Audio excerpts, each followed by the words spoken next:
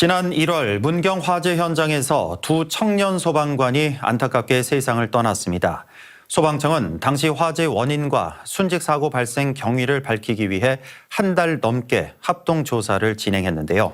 공장 안에 연소 확산을 일으킬 수 있는 식용유가 많이 남아있다는 정보가 제대로 공유되지 않은 상황에서 소방관들의 진입이 이뤄진 걸로 확인됐습니다. 김서현 기자입니다. 지난 1월 불이 난 문경 한 육가공 공장에 인명수색을 위해 진입했던 고 김수강 소방장과 박수훈 소방교.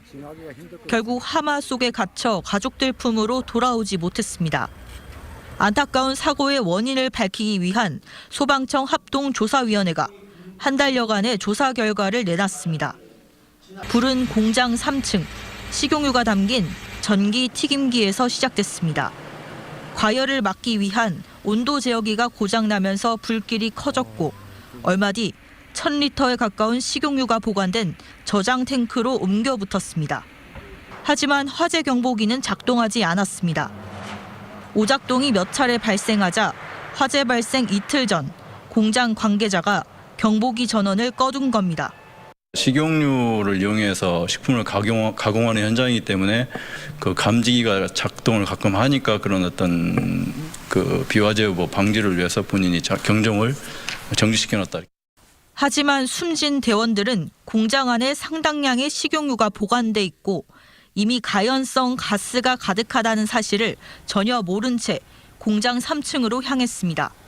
특히 한 방향으로 연기와 가스를 배출하면서 대원들이 진입하도록 한 구획화재 진압 절차가 제대로 지켜지지 않은 사실도 새롭게 확인됐습니다.